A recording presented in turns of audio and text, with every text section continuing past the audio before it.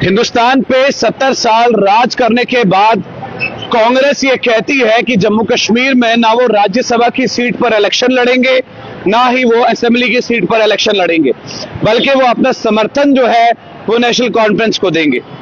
क्या सच्चाई ये है कि जम्मू कश्मीर के अंदर कांग्रेस के पास इतना कैडर नहीं है कि वो किसी पार्टी से लड़े और जीत जाए, फिर चाहे वो राज्यसभा का इलेक्शन हो या असेंबली का।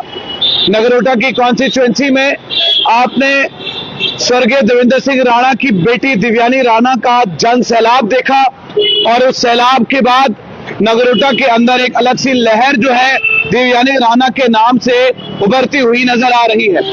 वहीं पर जम्मू कश्मीर यूनियन टेरिटरी के मुख्यमंत्री उमर अब्दुल्ला का कहना यह है कि अगर राणा परिवार का खानदान इलेक्शन लड़ता है तो नेशनल कॉन्फ्रेंस अपना कैंडिडेट नगरोटा कॉन्स्टिट्यूएंसी की सीट से नहीं उठाएगा और उनका पूरा समर्थन होगा कांग्रेस को। यानी कि कांग्रेस नेशनल कॉन्फ्रेंस के लिए कह रहा है और नेशनल कॉन्फ्रेंस कांग्रेस के लिए कह रहा है, लेकिन पता किसी को है ही नहीं कि कौन किसके लिए क्या कर रहा है। यानी कि भारतीय जनता पार्टी जो बहुमत के साथ आई है 2014 में भी और 2020 में भी, आने वाले समय में चाहे फिर वो देवेंद्र सिंह राणा ने नेशनल कॉन्फ्रेंस से लड़ा हो या 2020 में भारतीय जनता पार्टी से, दोनों जगहों पर जबरदस्त तरीके से ऐतिहासिक जीत जो है वो हासिल की थी मरहूम देवेंद्र सिंह राणा ने। उनकी मृत्यु के बाद ये सीट वेकेंट हो गई और अब यहाँ पर दिव्यानी राणा को टिकट मिली। उनका जन सैलाब आपने हर पोर्टल हर न्यूज पर देखा, लेकिन अभी कांग्रेस के पास कोई कैंडिडेट ही नहीं है।